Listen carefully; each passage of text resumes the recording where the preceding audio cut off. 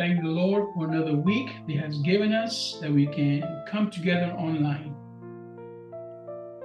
परमेश्वर को धन्यवाद देते हैं कि एक और हफ्ता परमेश्वर ने हमें सहायता किया, मदद किया और हम ऑनलाइन में आकर सेवकाई कर सके। And we have been studying about King Saul and why he lost his calling. हम पिछले हफ्ते ये विचार कर रहे थे किंग या राजा सॉल के बारे में और किस प्रकार उन्होंने अपने बुलावट को खो दिया। See, when we read the Old Testament and all the things that happen in the Old Testament, there are always something that God uses to give us an example of what can happen in our lives. देखिए, जब हम पुरानी नियम देखते हैं तो पुरानी नियम में परमेश्वर हमें अलग अलग चिन्हों के साथ जो है हमें बताते हैं कि उनके जीवनों में क्या गलतियां उन्होंने की। One thing that I love about the Bible is that it is very straightforward regarding everybody's life.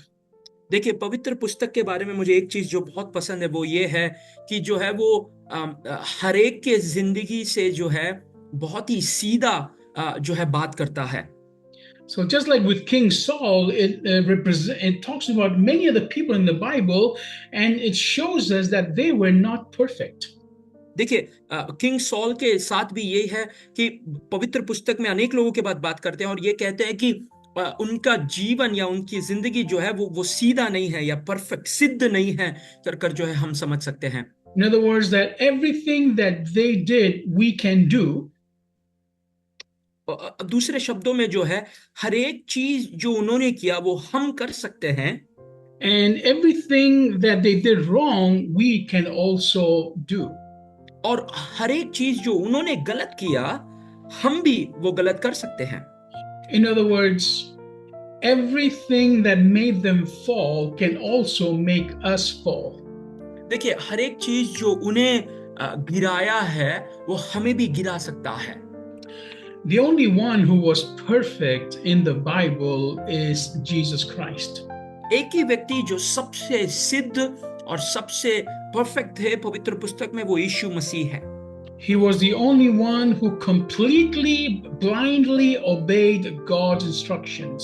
देखिए, वो यीशु मसीह एक ही परमेश्वर है जिन्होंने हर एक चीज पूरी तरह एकदम परमेश्वर की वचनों को और परमेश्वर की कल्पनाओं को पूरी तरह उन्होंने मानकर अपनी जिंदगी के साथ वो आगे चले। He came to earth as a human being, as the Son of God.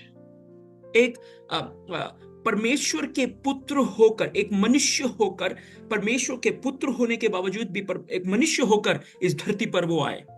And being the Son of God, he obeyed the Father to give us an example of how to obey our Creator. और परमेश्वर के पुत्र होने के बावजूद भी उन्होंने जो है धरती पर मनुष्य रूप में अवतार लेते हुए अपने पिता की बातों को मानकर हमें ये सिखाने की कोशिश की कि किस प्रकार हमें अपने पिता के साथ संपर्क रखना चाहिए। So we saw some very interesting things last week about Saul and how God completely transformed him once the Spirit of God fell upon Saul.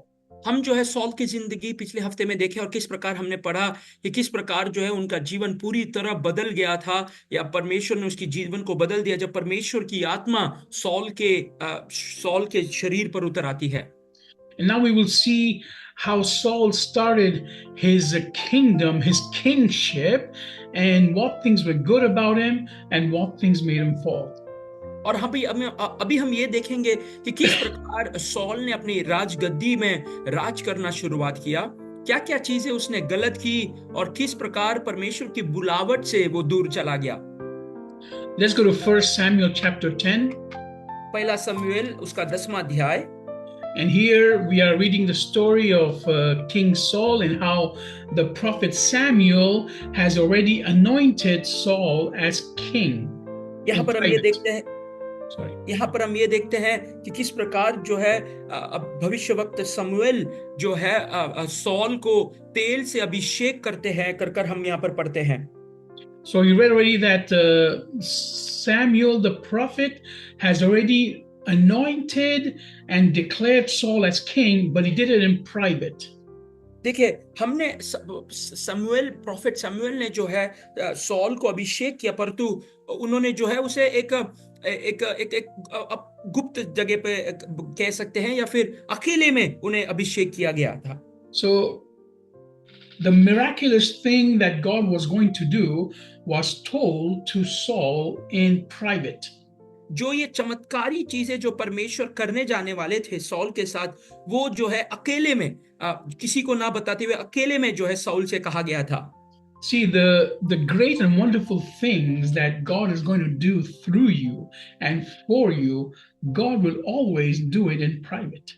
देखिए, महान और चमत्कारी चीजें जो परमेश्वर आपके लिए करना चाहते हैं, परमेश्वर हमेशा जो है वो अकेले में, या आप ही के लिए अकेले में जो है परमेश्वर वो आपके लिए करेंगे। Maybe in a public meeting where there's a prophet, maybe a prophecy is told about you, but the actual essence or the actual greatness of that prophecy will be revealed to you in secret.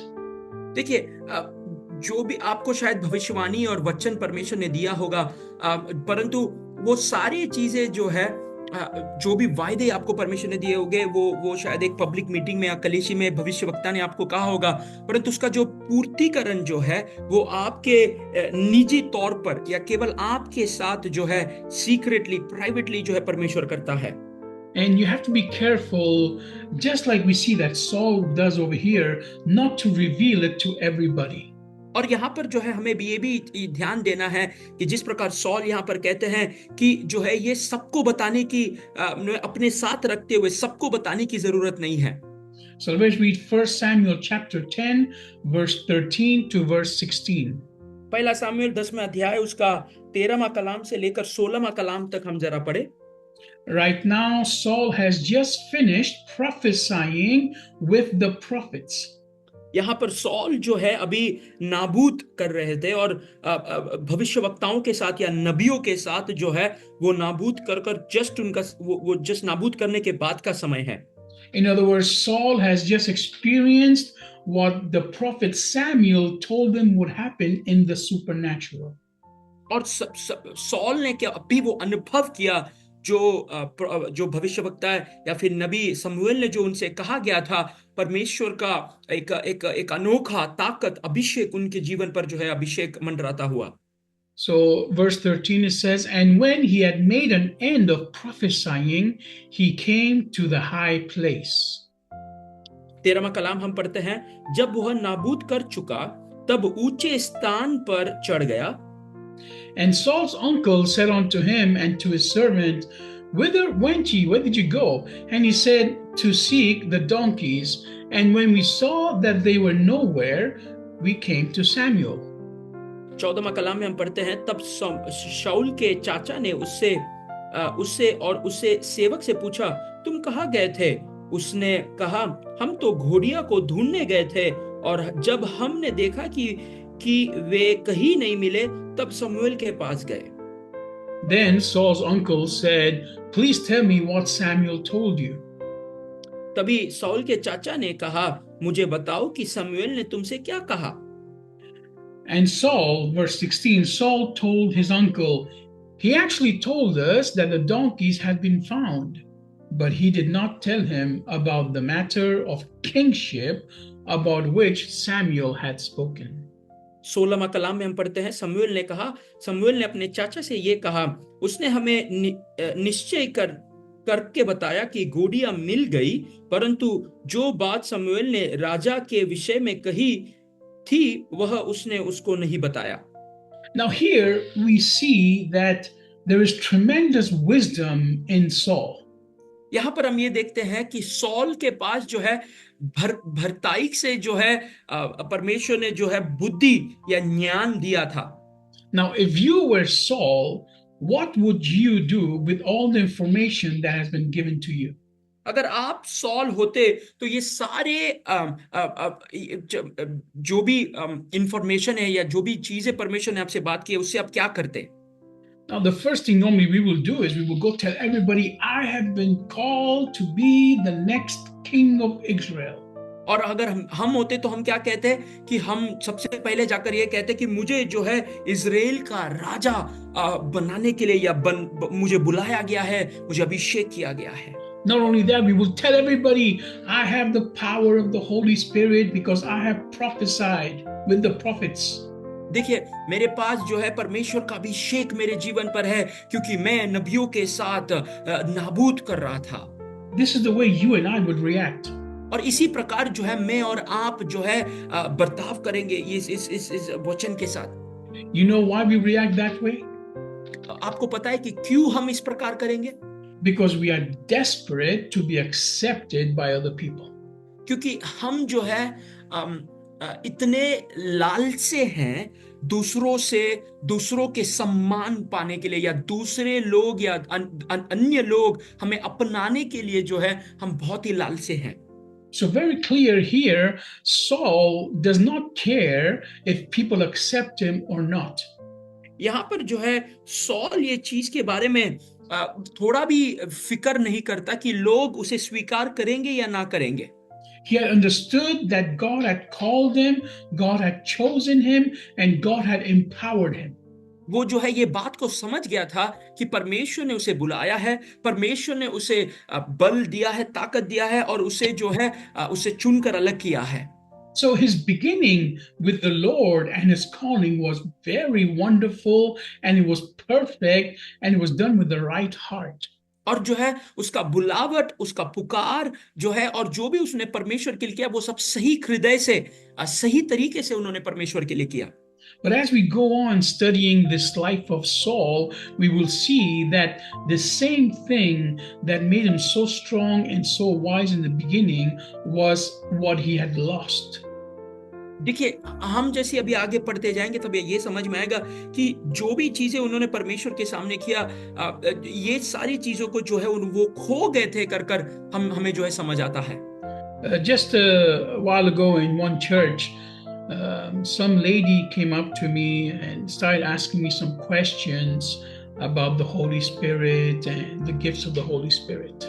जो है एक स्त्री जो है कुछ समय पहले कलेशी से जो है मेरे पास आई और मुझसे जो है सवाल पूछने लगी पवित्र आत्मा के बारे में, और पवित्र आत्मा के तोहफों के बारे में जो है मुझसे सवाल पूछने लगी। And she kept on insisting on something that she had done through the Holy Spirit, where she had prayed and she had prophesied and it came true. और जो है वो कहने लगी कि कुछ चीजें जो परमेश्वर के आत्मा के थ्रू जो है वो सिद्ध हुआ कि उन्होंने भविष्यवाणी की, और वो चीजें जो है चमत्कारी रूप से जो है वो सही निकला, और जो है वो सही सच हुआ कर जो है वो बातें जो है वो कहने लगी। And I noticed that she was focusing too much on that, and she wanted me to praise her for having been used by God to prophesy. और जो है वो उस वचन के बारे में और वो चीज के बारे में इतना उसमें घुल गई थी कि वो ये चाहती थी कि पास्टर जी जो है उसे अभिनंदन करे कि जो है वो भविष्यवाणी करने लगी है, और उस भविष्यवाणी जो है वो सच निकला। At that moment, I realized that she has not understood who the Holy Spirit is and what the purpose of God is when He empowers us with these gifts. और उस समय पर मुझे ये समझ आया कि ये स्त्री जो है सच्चे रूप में पवित्र आत्मा क्या है। पवित्र आत्मा जब हम पर उतर आते हैं या हम पर निवास करते हैं, तब उसका क्या मतलब होता है, वो चीज जो है स्त्री को नहीं पता कर मुझे वो समय पर समझ आया। See, just like Saul did over here, we need to keep quiet some of the things we have done through the Holy Spirit and the calling that God has put upon us, which nobody else still knows. देखिए, जो बुलावट हमारे ऊपर है वो जो है अनेक लोगों को जो है अभी तक पता नहीं है। You see, in our website, there is an article that I've titled Spiritual Jealousy. देखिए, हमारे वेबसाइट पर जो है एक आर्टिकल है जिसका शीर्षक इस प्रकार है कि आत्मिक जेलसी के बारे में जो है लिखा है, या आत्मिक ईर्ष्या के बारे में वहां पर लिखा गया है। Please take the time and read it. There I mention about Saul. और जो है थोड़ा समय निकालकर वो पढ़ने की कोशिश करिए, और वहां पर जो है मैंने सॉल के बारे में उल्लेख किया है। And the one thing we have to understand that not everyone who's around you is your well wisher. देखिए, हर एक व्यक्ति जो आपके पास चलता है या आपके आगे पीछे घूमता है, वो आपका ख्याल रखने वाला या आपका एक अच्छा साथी नहीं हो सकता, शायद आपका अच्छा भला नहीं चाहता होगा। All your family members will not be happy when you prosper. देखिए, आपके सभी दोस्त, आपके परिवार के सदस्य, वो लोग शायद खुश नहीं होंगे आपकी बढ़ती और आपकी उन्नति देखते हुए। So you have to be careful what you share and with whom you share it. और इसीलिए जो है आपको बहुत ही समझदारी से जो है किससे क्या बात करना है, किससे क्या बातें बतानी है, उसके बारे में बहुत ही बहुत ही सोच समझकर आपको वो बातें करनी होगी। Now, when we share about how God has used us in people's lives with the healings and miracles, it is not to show ourselves great, but it is to increase your faith in Jesus Christ. जब हम दूसरों को अपने अनुभव के साथ या परमेश्वर ने जो चमत्कार और चिन्ह हमारे जीवन में किया है या हमारे थ्रू दूसरों के जीवन में किया है, वो इसीलिए बताते हैं कि हमारा नाम बड़ा ना हो, परंतु परमेश्वर पर आपका विश्वास और बढ़कर आए। So just like Saul here, he was a simple man that nobody really thought he would do much in life. देखिए, सॉल यहाँ पर जो है बहुत ही साधारण किस्म के एक व्यक्ति थे। किसी ने नहीं सोचा कि वो इतने महान काम जो है उनके जीवन में करेंगे। But God chose him to be the first king of the people of God.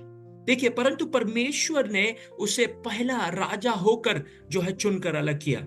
And God not only did that, but he made him prophesy, which is something that he should not be doing if he's not a prophet. देखिए, वो उतना ही नहीं, परंतु परमेश्वर ने उसे एक भविष्यवक्ता के तौर पर नाबूद करने के लिए खड़ा किया, जबकि वो भविष्यवाणी नहीं कर सकता। Now, in the Old Testament, if you were a king, you could not be a prophet, and if you were a prophet, you could not be a king. देखिए, पुराने नियम में जो है अगर आप एक राजा हो तो आप एक भविष्यवक्ता नहीं बन सकते, अगर आप एक भविष्यवक्ता हो तो आप एक राजा नहीं बन सकते। But God showed Saul that he can do whatever he wants to do with whomever he wants to do.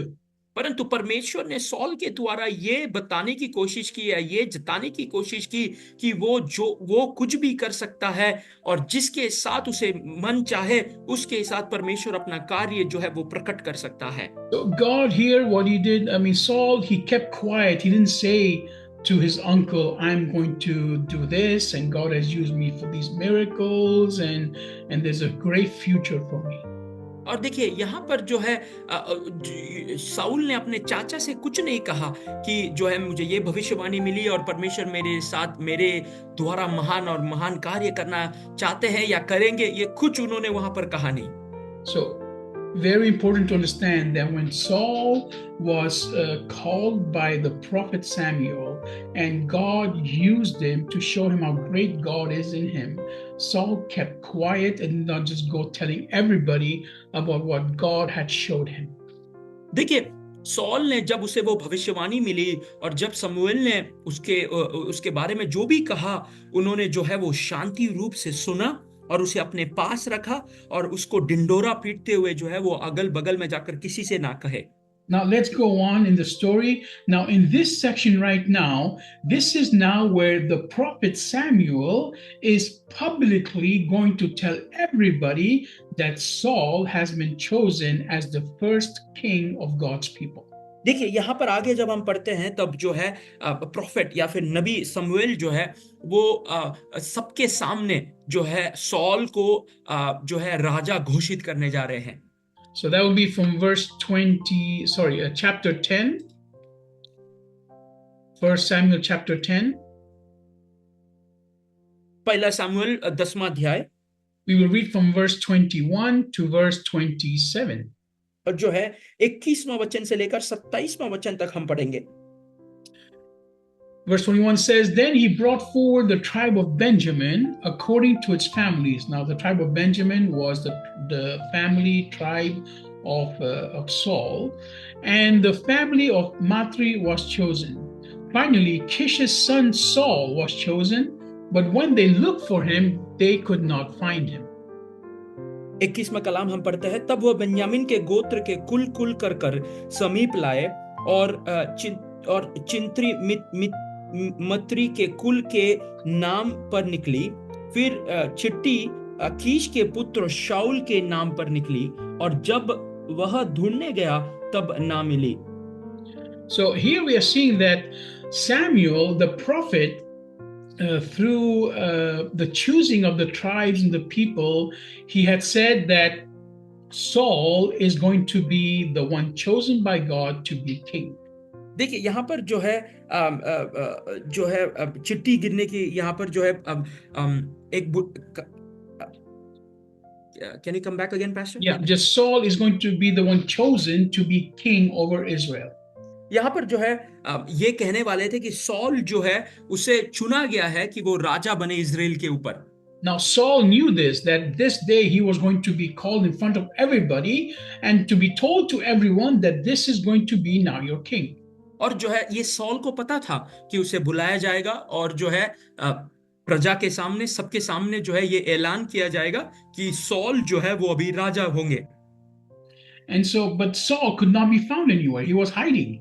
परंतु सॉल को जो है वो ढूंढने गए पर वो मिला नहीं, क्योंकि वो छुपा हुआ था।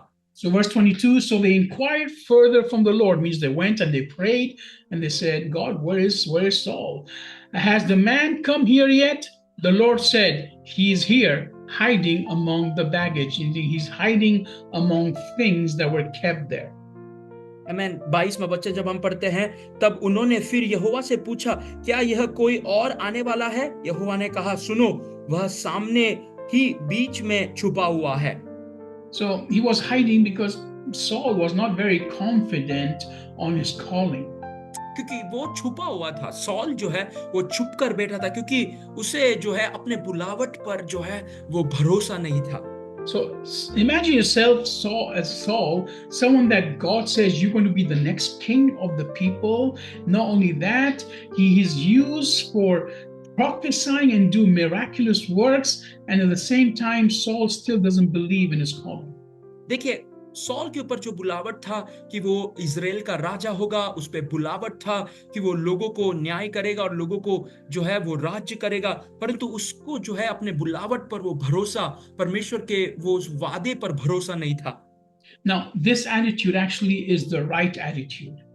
परंतु ये जो एक मनोभावना है या ये जो एटीट्यूड है, ये एक सही मनोभावना है। In other words, you have to understand that you are not capable of doing anything right and anything great on your own. ये जो नजरिया था शाऊल का जो है कि ये सोचना कि मैं इसका योग्य नहीं हूं, मैं ये करने का लायक नहीं हूं, ये एक नजरिया शाऊल का था जो मेरे समझ में सही था। Because it is God who transforms you and uses you to do the great things that God has planned for us. क्योंकि ये परमेश्वर है जो हमारे लिए हमारे जीवन को बदलते हैं, हमारे जीवन को जो है बदलते हैं, और ये जो है कि हमसे जो है वो महान और चमत्कारी काम कराते हैं जो हमें लगता है हम नहीं कर पाएंगे। And then verse 23, they ran and brought him from there. When he stood among the people, he was taller than any of the others by a head.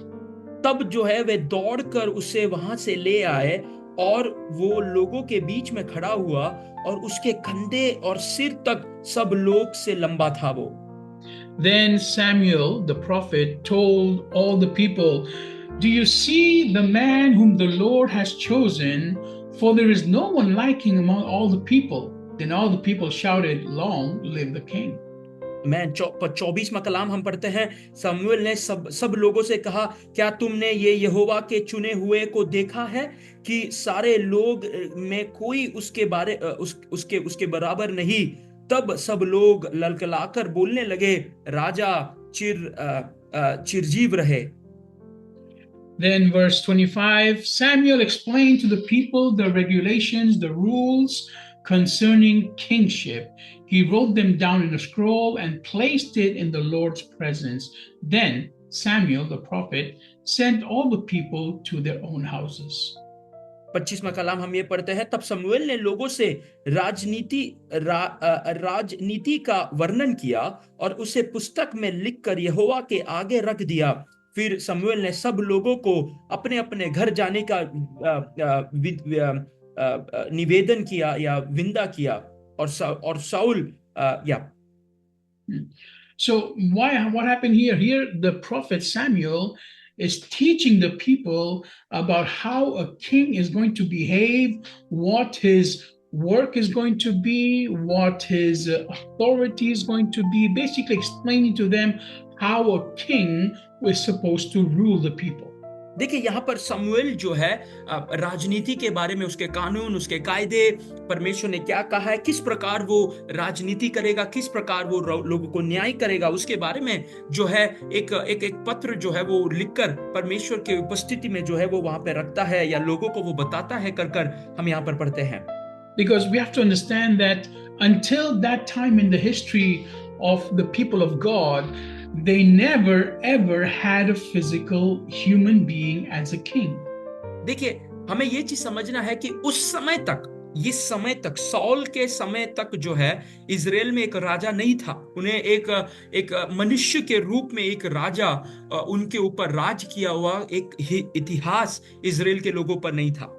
They had many leaders and they had many prophets, but they never had a king that would lead them into battle. देखिए उनको इसके पहले बहुत सारे नबियां थे, अब जो है नबियां थे, बहुत सारे लीडर्स थे या जो उन्होंने उनको पल अलग अलग स्थल पर लेकर चले, परंतु एक राजा उनके पास नहीं था जो उनके लिए लड़ने के लिए पहला उतरेगा। So that's why Samuel had to explain how a king is supposed to behave and do things. और इसीलिए शमूएल को ये बात समझाना जरूरी था कि क्या एक राजा का कर्तव्य होता है और राजा क्या करेगा और क्या कर सकता है। Now we read verse 26 and 27 together. 26 और 27वां कलाम हम साथ पढ़ेंगे। Saul also went to his house in Gibeah, and the soldiers whose heart God had touched went with him. But some troublemakers said, "How can this man deliver us?" They despised him and did not bring him a gift, but Saul remained silent. 26वां कलाम हम ये पढ़ते हैं, और Saul गिबा के अपने घर चला गया और उसके साथ एक दल भी गया जिनका मन को परमेश्वर ने उभारा था। परंतु कुछ लुच्चे लोग ने कहा, यह जन हमारा क्या उद्धार करेगा, और उन्होंने उसके तुच्छ जाना और उसके पास भेंट नहीं लाए। तभी वह सुनी अनसुनी कर चुप रहा। Now, when God calls you to do his work, जब परमेश्वर तुम्हें बुलाते हैं परमेश्वर की काम करने के लिए, the people closest to you will probably be the ones that do not believe in what God has called you to do. लोग जो लोग तुम्हारे एकदम नजदीक है, वो लोग ही तुम पर विश्वास नहीं करेंगे हकीकत में परमेश्वर ने तुम्हें किस चीज के लिए बुलाया है। Because they know all your faults. क्योंकि उन्हें पता है तुम्हारी सारी कमियां, तुम्हारी सारे कमियां घटियां को वो सब जानते हैं। They know your past. और वो जो है तुम्हारे पिछले जीवन को जानते हैं। Now this is normal because not one single one of us is a good person. देखिए ये सच है कि हम में से एक भी व्यक्ति जो है वो एक भला इंसान नहीं है। We are not capable of doing good. और हम जो है अच्छे या भला काम करने के लायक नहीं है। It is only when Christ comes into our lives and transforms us, then we can now start doing good things. और ये जब यीशु मसीह हम पर उतर आता है, तब हम जो है अच्छे और भले काम कर सकते हैं। This is what happened with Saul, because we read before that the Holy Spirit fell upon him and made him into a new man. और जो है और हम सौल के बारे में पढ़ते हैं कि जो है जिस प्रकार परमेश्वर ने उसके जीवन को बदल दिया, कि पवित्र आत्मा उस पर उतर कर आया और परमेश्वर ने उसे एक नए इंसान होकर बना दिया। In other words, those things that you could not do right before, now God will make sure they work out for you. देखिए, जो भी तुम पहले परमेश्वर के सामने सही नहीं कर पाए, तो परमेश्वर अभी ये जो है निश्चय तौर पर करेगा कि ये सारी चीजें जो है तुम्हारे लिए पूरा तरह से अच्छे के लिए बनकर आए। In other words, He will transform you in such a way that you will now choose what God wants you to choose. और जो है परमेश्वर तुम्हें इस प्रकार से बदल देगा कि परमेश्वर ये तुमसे करवाएगा कि जो तुम्हें चुनना चाहिए वो चीज ही तुम चुनोगे। So, in these two verses, we read, for example, at the end of verse 27, that there were people that did not accept Saul as king. देखिए, यहाँ पर हम ये देखते हैं कि यहाँ पर लोग थे जो सौल को राजा होकर कभी अपनाए नहीं। But what does it say? It says, but Saul remained silent. परंतु यहाँ पर हम ये पढ़ते हैं, परंतु सौल जो था वो शांत था। In other words, Saul did not care what people think about him. दूसरे अर्थ में सौल ने ये कभी अनदेखा किया कि लोग उसके बारे में क्या कहते हैं या क्या सोचते हैं। In other words, his calling to do what God has called him to do was not dependent on other people approving of that calling. क्योंकि उसका जो बुलावट है वो दूसरों के मानने या ना मानने पर निर्भर नहीं करता था कर सौल ने जो है उसके बर्ताव से या उसकी चिंता से उसने जताया। See, if the prophet has already told you what God is going to use you for, or the pastor has already told you what God wants to use you for, then no matter what anybody else says, you have to move forward. देखिए, जब भविष्यवक्ताओं ने या जब परमेश्वर ने तुमसे बात की है कि परमेश्वर तुमसे क्या करना चाहता है, तो तुम्हें और किसके बारे में और किसकी बातों को सुनना या उसकी बातों पर ध्यान देने की जरूरत नहीं है। And just like in most people's lives, the first people that will come against you are your own family members and the ones that are closest to you, even inside the church. देखिए, सबसे पहले जो लोग तुम्हारे विरोध आएंगे वो तुम्हारे खुद के परिवार के सदस्य होंगे और तुम्हारे कलीसी के तुम्हारे लोग होंगे जो सबसे पहला तुम पर आक्रमण करेंगे। Now, this is not because they want anything back for you or they just don't want you to prosper. ये इसीलिए नहीं है कि वो लोग जो है ये लोग आपके बारे में गलत सोचते हैं या आपका भलाई ये लोग देखना नहीं चाहते हैं, ये वजह नहीं है। It's simply because they don't see what God sees in you. परंतु वो लोग ये नहीं देखते हैं जो परमेश्वर तुमसे देखता है या तुम्हारे जीवन में देखता है। They see your past mistakes. और वो लोग जो है तुम्हारे पिछले समय पर तुमने जो भी गलतियां की है उसको वो देखते हैं। So that is why they get blinded, and some of them actually do get jealous that you are being prospered when you have been made so many mistakes in your past.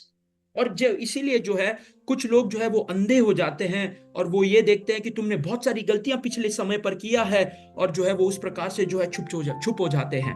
But look at verse 26, it's very, very interesting. 26वां कलाम या 26वां वचन जरा देखिए जो बहुत ही दिलचस्प है। It says, Saul also went to his house in Gibeah, and the soldiers whose hearts God had touched went with him. 26वां कलाम हम देखते हैं, और सौल गिबा के अपने घर चला गया और उसके साथ एक दल भी गया जिसका मन को परमेश्वर ने उभारा था। In other words, even if there are people around you who do not accept your calling and do not believe that God can actually use you, देखिए यहाँ पर जो है एक दल है जो परमेश्वर ने चुनकर उनके मन को बदला है और दूसरे झुंड के लोग हैं जो तुम्हें अपनाते नहीं हैं। So even if there are people who do not accept you, God has already changed the hearts of some people who will support you 100%. पर कुछ लोग अगर आपको अपनाए नहीं तो भी कुछ लोग जिनका मन परमेश्वर बदल देता है जो तुम्हें पूरी तरह अपनाकर तुम्हें आगे ले चलेंगे। Now it says here he touched the hearts not of simple people but of soldiers that went with Samuel. देखिए जहां पर हम ये देखते हैं कि परमेश्वर ने जो है साधारण लोगों का मन को नहीं उभारा परंतु वो सेनापतियों का या फिर जो सोल्जर्स का या उनका मन को परमेश्वर ने बदला कि वो जो है साउल के साथ जो है वो लोग निकल पड़े। In other words, these will be people that will actually speak for you and fight for you in front of those people who do not accept the calling upon your life. देखिए, ये लोग जो होंगे, जो तुम्हारे लिए लड़ेंगे, तुम्हारे लिए वार्तालाप करेंगे, उन लोगों के सामने जो तुम्हें अपनाते नहीं है। I have seen this in my own life. और ये मैं अपने खुद के जीवन में देखा हूं। The people closest to me have completely rejected my decision to follow Jesus Christ. जो लोग मेरे सबसे करीब थे, उन्होंने पूरी तरह मेरा जो निर्णय था कि मसीह को अपनाना, मसीह का पीछा करना, उसको पूरी तरह इनकार किया या मेरे बातों पर विश्वास नहीं की। They have completely rejected the idea of me becoming a pastor. उन्होंने जो है पूरी तरह इस चिंता को कि मैं एक पासवान बनूंगा, ये चिंता को उन्होंने खारिज कर दिया था। They have completely rejected and mocked the idea that I live completely by faith and have given up all the jobs and the business I used to have. देखिए, ये जो चिंता था कि मैं पूरी तरह विश्वास के साथ अपना जीवन जीता हूं और जो है मेरा काम, मेरा बिजनेस जो मैं पहला करता था, वो सब मैं छोड़कर मसीह पर निर्भर करता हूं, ये ख्याल, ये चिंता जो है मेरे अपनों को समझ नहीं आया।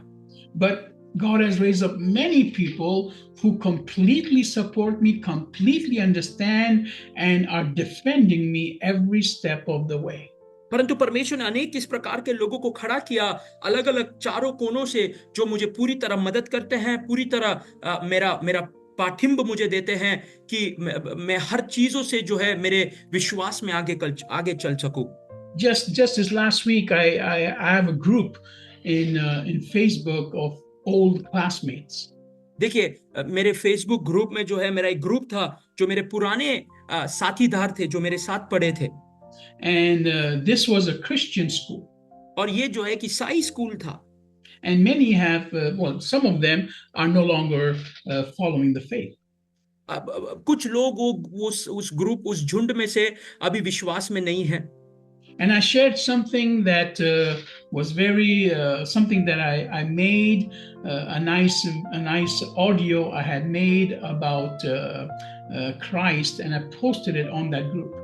और जो है मैंने एक ऑडियो रिकॉर्ड कर जो है वो ग्रुप में मैंने पोस्ट किया। And one of the classmates attacked me there publicly, saying, "Please don't preach to us."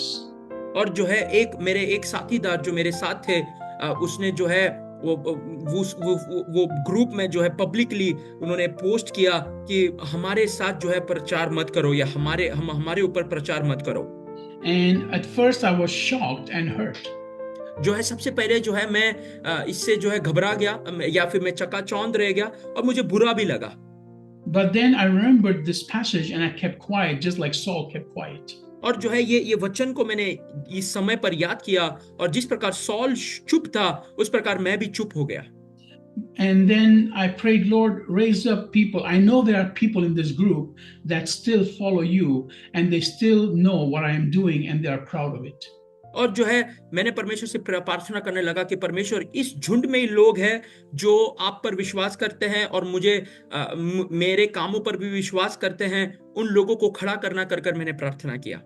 And suddenly people started sending me private messages telling me that they are proud of my work and not to worry about what this other person said. और जो है तुरंत ही जो है मुझे लोगों ने जो है प्राइवेट मैसेजेस करने लगे कि जो है हम आप पर गर्व करते हैं कि आप क्या काम करते हैं और आप क्या करते हैं। वो व्यक्ति ने जो आपके बारे में कहा उसे मन पर मत लेना कर उन्होंने जो है मुझे टेक्स्ट करने लगे। So as I was preparing for this message, God made me go through the same thing. और जिस प्रकार जब मैं ये प्रचार के लिए तैयार कर रहा था, परमेश्वर मुझे जो है उसी रास्ते से जो है वो मुझे ले चला। So as you see in King Saul, he had a very tremendous and beautiful beginning towards his calling. देखिए, हम देखते हैं किंग सॉल के जीवन पे जो है उसका बुलावट पर जो है उसका सफर जो है वो बहुत ही उम्दा सफर था। जो सफर जो उसके बुलावट के ऊपर जो जा रहा था, वो सफर बहुत ही उम्दा था। He was very humble. वो बहुत ही नम्र दीन व्यक्ति था। He didn't care what anybody thought about him. वो ये कभी सोचा नहीं, उसको फर्क नहीं पड़ता था कि लोग उसके बारे में क्या सोचते हैं। He was very wise and did not reveal everything God had told him. वो बहुत ही चतुर था या बुद्धिशाली व्यक्ति था कि वो सब कुछ नहीं बताता था जो परमेश्वर ने उसे कहा है। So he seemed like the perfect person for God to use. और जो है एकदम उम्दा व्यक्ति जो परमेश्वर उसे इस्तेमाल कर सकता है। But as we continue in this series, you will see the certain mistakes he made, which made him completely turn around in his heart and become a horrible example to follow. हम जैसे आगे पढ़ेंगे या आगे समझने की कोशिश करेंगे, तब हम ये समझेंगे किस प्रकार सॉल के जीवन में जो गलतियां उसने की, जिसे जिस वजह से उससे उसको पूरी तरह जो है वो बदल गया, और जो है परमेश्वर से पूरी तरह दूर चला गया। You will see that it was a man that started depending 100% on God. हम देखते हैं कि वो एक व्यक्ति था जो पूरी तरह परमेश्वर पर निर्भर करता था, To become someone that ended up in his last days calling upon witchcraft. और जो है उसकी आखिरी दिनों पर जो है वो जादू टोनों पर या फिर जो है भूत प्रेत पर विश्वास करने लगा। So, what brought this horrible change in him? और क्या ये जो बदलावट उसके जीवन में था वो किस वजह से हुआ? We will study this as we go on, so please stay with us. और ये जो है ये हम पढ़ेंगे जिस प्रकार हम आगे बढ़ेंगे, इसीलिए हमारे साथ जुड़ कर रहिएगा। God bless you. परमेश्वर आपको आशीष करे।